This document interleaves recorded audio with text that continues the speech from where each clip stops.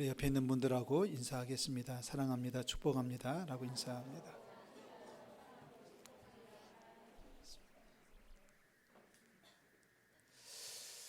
네, 성탄의 기쁜 소식이 점점 다가오고 있습니다. 미리미리 기쁨을 나누는 우리 성도들 되시기를 주의 이름으로 부탁을 드립니다. 오늘 대강절 두 번째 주일입니다.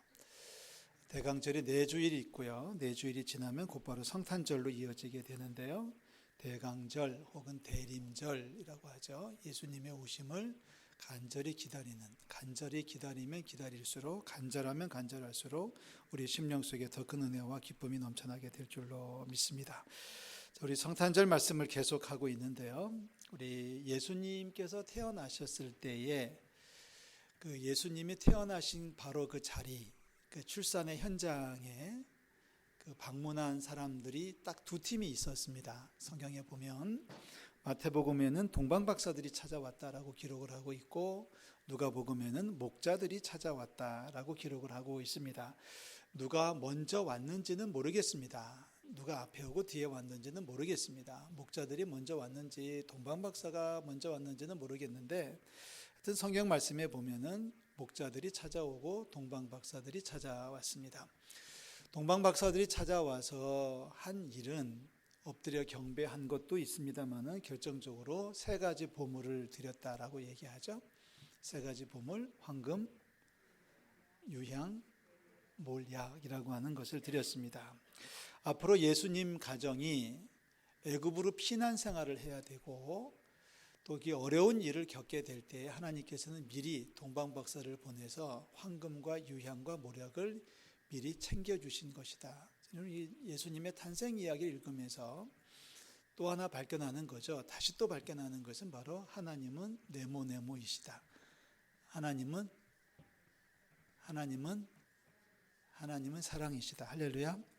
그 하나님은 지금도 살아계셔서 저와 여러분들을 사랑하고 계시는 줄로 믿습니다. 사실 요셉과 마리아는 아직 20도 되지 않은 10대 중반의 어린 나이에 세상에 듣도 보도 못했던 성령으로 잉태를 했고, 그리고 로마 황제가 호적을 하라는 명령을 내리는 바람에 나사렛에서 베들레헴까지 170km를 이동을 해야 됐습니다. 그것도 만삭의 몸으로 말이죠. 그리고 결국은 베들레헴에 도착했을 때에 애가 이제 해산을 하게 되죠. 출산을 하게 되는데 마땅한 장소가 없어서 결국은 그 짐승들을 묶어두는 곳에서 아이를 낳았다. 그리고 예수님이 태어났을 때 어린 아기 예수를 구유에 올려놓아야 됐다. 여러분 구유를 아시죠? 예, 짐승들이 먹는 밥그릇이죠. 그게 깨끗하기라도 했을까 하는 생각도 가져. 물론 이제 어느 정도 청소는 했겠다 할지라도 그 험한 곳에 태어나신 것을 우리는 잘 알고 있습니다. 늘 그런 생각을 가져보죠. 그렇게 훌륭한 분이, 그렇게 중요한 분이, 그렇게 위대하신 분이 태어난다면 왜 좀 더 완벽한 장소로 하나님은 준비해 주시지 않았을까라고 생각을 해봅니다만은, 하나님은 그렇게 메시아를 구유해서 나게 해 주셨습니다. 우리를 위해서 예수님 이 땅에 오셨지 않습니까? 자, 오늘 우리들이 가지고 있는 본문은 목자들의 이야기입니다. 목자들이 밤에 밖에서 양을 치고 있었다라는 말로 8절은 시작을 하고 있습니다. 자, 목자들이 와서 어떠한 모습을 보여주었는지, 목자들이 와서 예수님에게 어떤 영향을 끼쳤는지, 하나님은 왜 목자들을 보내셨는지 우리가 오늘 살펴보고자 하는 내용입니다. 8절 말씀 다 같이 읽겠습니다. 누가복음 2장 8절 다 같이 읽을게요. 그 지역의 목자들이 밤에 밖에서 자기 양떼를 지키더니, 그 지역에, 다른 말로 하면은 베들레헴에서 멀지 않은 곳입니다. 그 근처입니다. 얼마나 떨어져 있는지는 성경은 기록하고 있지 않습니다. 몇 킬로가 떨어져 있는지, 여튼지 간에 목자들은 몇 명인지는 모르지만 밤에 밖에서 양떼를 지켰다. 그 목자들은 자기가 기르는 양들에게 좋은 꼴을 먹이기 위해서 항상 꼴을 찾아다니죠. 아침에 데리고 나갔다가 저녁에 들어오는 것으로는 좋은 꼴을 먹일 수 없는 경우가 허다했고, 그러면 당연히 목자들은 양떼들을 데리고서 먼 길을 나갔다가 거기서 아예 밤을 지내는 경우가 있었습니다. 밤을 지내게 되면 이제 목자들은 밤중에 혹시라도 습격할 수 있는 야생 짐승들 때문에, 도둑들 때문에 밤잠을 자지 않으면서 양떼들을 돌보는 것이 선한 목자들의 기본적인 모습이었습니다. 아마 그런 목자들이었을 거예요. 밤에 밖에서 자기 양떼를 지키더니 밤에 목자들이 양떼 곁에서 자고 있을 때가 아니었습니다. 목자들은 양떼를 지키고 있을 때에 9절 말씀에 보면 주의 사자가 곁에 서고 주의 영광이 그들을 두루 비추며 크게 무서워했다. 목자들은 좀 무서웠겠죠. 뭐 그런 현상을 보니 무서울 수밖에 없었을 겁니다. 그때 천사가 이야기합니다. 10절에서 12절까지 천사들이 하는 말이 쭉 기록이 되어 있는데요. 무서워하지 말라라는 말로 시작을 하면서 보라 내가 온 백성에게 미칠 큰 기쁨의 좋은 소식을 너희에게 전하노라. 오늘 다윗의 동네에 너희를 위하여 구주가 나셨으니 곧 그리스도 주시니라. 너희가 가서 강보에 쌓여 구유에 누여있는 아기를 보리니 이것이 너희에게 표적이니라. 자, 이 말을 조금 쉽게 풀면 이런 겁니다. 천사가 나타나서 목자들에게 하는 말이 무서워할 거 없어. 오늘 좋은 소식을 내가 하나 들려줄 텐데 바로 이 마을에 이 땅을 구원하는 메시아가 태어났단다. 잘 모르겠지? 가서 찾아보면 베들레헴에 들어가서 보면 강보에 쌓여서 구유에 누워있는, 이거 비상한 겁니다. 산부인과 가서 몇 도시를 찾으라는 게 아니라 강보에 쌓여 구유에 누워있는 아기를 찾으면 그 아기가 바로 누구예요? 예수 그리스도다. 우리를 이 땅에 구원해 주실 아기 메시아다라는 얘기를 들려줍니다. 자, 그 말이 떨어지기가 무섭게 천군과 천사들이 와서 찬양을 하게 됩니다. 그 내용이 13절이죠. 호련히 수많은 천군이 천사와 함께 하나님을 찬송하는 내용이 나옵니다. 14절 다 같이 읽겠습니다. 지극히 높은 곳에서는 하나님께 영광이요 땅에서는 하나님이 기뻐하신 사람들 중에 평화로다. 아멘. 우리가 성탄절이 되면 꼭 읽고 넘어가는 아주 중요한 말씀이죠. 지극히 높은 곳에서는 하나님께 영광이다. 땅에서는 하나님이 기뻐하시는 사람들 중에 평화다. 이 찬양은, 이 선포는 사실 목자들 몇 명밖에는 듣지를 못했습니다. 모두에게 선포된 말씀이 아니라 천사가 그리스도의 나심을 알려주고 나니까 천군 천사가 갑자기 나타나가지고 거기서 노래를 부르는 장관이 연출이 된 겁니다. 자, 천사들이 떠났습니다. 15절에 보니까 천사들이 떠났다. 그리고 이제 목자들이 서로 말합니다. 야, 가서 보자 하고 베들레헴으로 빨리 갔다. 빨리 가서 마리아와 요셉과 구유에 누운 아기를 찾았다라고 이야기합니다. 자, 이 요셉과 마리아를 찾아간 목자들은 이제 천사들에게서 들은 이야기를 전해주게 됩니다. 자, 그 당시에 요셉과 마리아의 상황을 여러분 다시 한번 기억하셔야 돼요. 아기가 태어났다고 지금 잔치하는 거 아닙니다. 아기가 태어났다고 지금 좋아서 펄쩍펄쩍 뛰는 거 아닙니다. 요셉과 마리아의 그 당시 그 현장에서 요셉과 마리아의 심리 상태는 엄청 불안에 떨고 있었을 수밖에 없습니다. 말씀드린 대로 10대 후반도 아니고 10대 중반에 생전 듣도 보지도 못한 방법으로 아이가 생겼는데, 그리고 그 아이를 만삭을 해가지고 그 먼 길을 나사렛에서 베들레헴까지 100km가 넘는 170km에 되는 먼 길을 만삭의 몸으로 왔습니다. 며칠 걸렸을 겁니다. 그런데 와서 보니 베들레헴에 방도 없어가지고 짐승들이 있는 곳에 한쪽을 비워가지고 거기서 이제 누워서 아기를 낳았다는 거예요. 아기를 낳아가지고 강보에 싸가지고 포대기라고 하죠. 포대기에 싸가지고 이제 구유에 놓았는데 걱정이 태산이었을 겁니다. 이게 뭐지? 이게 어떻게 되는 거지? 그렇지 않을까요? 지금 우리가 그렇게 좋아하는 친정엄마도 옆에 없습니다. 친구도 없습니다. 아무도 없고 옆에서는 뭐 송아지가, 염소가, 양이 끙끙거리고 있는 바로 그 자리에서 냄새나고 축축한 곳에 누워가지고 힘을 내서 아이를 낳는 모습 속에서 두 사람은 정말 암울했을 겁니다. 우리가 만난 천사가 이게 맞게 본 건지, 우리가 잘못 본 건지, 여러분 여러 가지 생각을 할 수 있겠죠.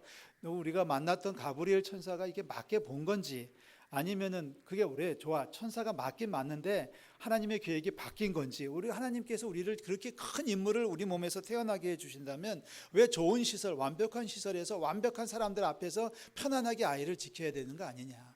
이 훌륭하고 이 중요한 분이 태어났는데, 중요한 아기가 태어났는데 어떻게 구유에 올려놓을 수 있느냐. 걱정이겠죠. 하나님의 계획이 바뀐 거 아니야?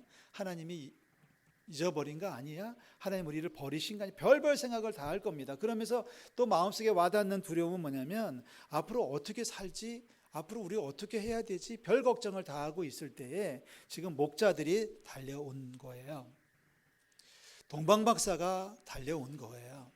동방박사가 와서 그 앞에 엎드려 절을 하면서 귀한 물건들을 꺼내 주었다. 그것이 뭐 먼저였는지 뒤였는지는 모르겠습니다만 오늘 사건은 동방박사가 아니라 목자들입니다. 목자들이 와가지고 헐레벌떡 뛰어들었겠죠. 저는 이 상황을 연극으로 표현한다면 이 목자들이 점잠 빼고 예의 갖추고 있었다고 저는 생각하지 않습니다. 이 목자들이 양을 치다 말고 열심히 달려왔겠죠. 열심히 달려와가지고 맨 처음에 찾은 게 뭐겠어요? 맨 처음에 눈을 부릅뜨고서 찾은 게 바로 구유에 있는 아기를 찾았을 겁니다. 그러면서 하는 말들이죠. 거기서 목자들이 실례합니다. 제가 잠깐 들리겠습니다. 잠깐 들어가겠습니다. 제가 드릴 말씀 있는데요. 이런 말을 해도 될지 모르겠는데 하면서 점점 빼지는 않았을 거예요. 그냥 뛰어들어 와가지고 어디 있어 막 찾아가지고 결국은 구유에 있는 아기 예수를 보면서 맞다. 저 아이가 아까 천사들이 말한 그 아기야. 저 아기가 우리를 죄에서 구원하는 메시아래. 저 아이가 우리를 이 땅에서 구원해 주시는 하나님의 아들이래 하면서 천사들이 전한 말씀을 되풀이하고 있었을 거예요. 호들갑 떨면서 말이죠. 뭐 예의가 아니죠. 이 상황에서는 예의는 아닙니다. 동방박사들은 박사들이니까 그래도 예의를 갖추고 뭔가 준비하고 왔는지 모르겠습니다만은 제가 볼 때 이 목자들은 호들갑 떨면서 정신없이 뛰어들어와가지고 아이부터 찾았겠죠. 아이를 찾아가지고 맞다 저기 저 아이가 바로 그 증거라며 하면서 얘기하고 있을 때에 요셉과 마리아가 눈이 둥그레져가지고 뭔 일이에요? 누구예요? 뭐 물었을 거예요. 그러니까 그제서야 목자들은 요셉과 마리아에게 천사가 전해준 말을 전해줍니다. 천사가 전해준 말이죠. 우리가요 밤에 밖에서 양을 치는 목자들인데 주의 사자가 나타나가지고 뭐 우리에게 말씀해 주시는 걸 들었거든요. 온 백성에게 미칠 큰 기쁨의 좋은 소식이라고 하면서 알려주셨어요. 바로 구주가 나셨다는 거예요. 그 구주가 나셨는데 베들레헴 어디 가면은 구유에 놓이는 아기가 있는데 그 아기가 앞으로 우리를 죄에서 구속해 주실 그리스도 예수라는 거예요. 저 아기예요. 저 아이가 바로 천사가 말한 아기예요. 라는 말을 전해줍니다. 그 말을 듣는 요셉과 마리아는 어떤 마음이었을까요? 아마도 성경에서는 기록하고 있지 않습니다만은 이미 천사를 경험했던 요셉과 마리아는 서로의 의견을 나눌 수도 있었을 것 같아요. 제 개인적인 추측입니다. 그 천사가 어떻게 생겼어 그랬더니 내가 마리아가 옛날에 봤던 그 천사 가브리엘 천사, 옛날 요셉이 만났던 그 천사하고 너무 같을 수 있겠죠. 똑같은 분이겠죠. 맞아요. 우리들도 옛날에 그 천사를 보고 우리의 몸에 아기가 생겼거든요. 뭐 이러면서 이제 서로 이야기를 합니다. 자, 그 상황에서 그 주변에 몇 사람들이 있었어요. 여러분 20절 말씀 18절 말씀 보십시오. 다 같이 읽을까요? 18절 듣는 자가 다 목자들이 그들에게 말한 것들을 놀랍게 여기되. 자, 상황을 풀어가면 이런 겁니다. 이제 거의 아침이 되었겠죠. 아침 일찍 해가 뜨기 무렵에 이제 그 여관에서 투숙했던 다른 여행객들이 해가 뜰 무렵에 일찌감치 서둘러서 나오면서 자기 짐승을 찾아서 이제 풀어가고 있는 거예요. 풀어가고 있는데 가만히 보니까 그 옆에 이상한 사람들이 있잖아요. 쥐떼들을 볼 때는 이상한 거예요. 아빠 엄마가 있는데 아주 어린 아빠 엄마가 있는데 거기에 누가 있어요? 구유에 아기가 하나 있는 거예요. 그러니까 그 사람들은 이제 그 길을 떠나려고 준비하다가 여기 애가 하나 있네. 어젯밤에 애가 태어났나 봐 하면서 이제 얘기를 주고 받았을 수 있을 것 같고요. 그러는 와중에 목자들이 헐레벌떡 달려들어와서 하는 말을 들었을 겁니다. 목자들이 하는 말을 들었어요. 그런데 이 사람들은 고작해야 18절에 뭐라고 그래요? 놀랍게 여기되.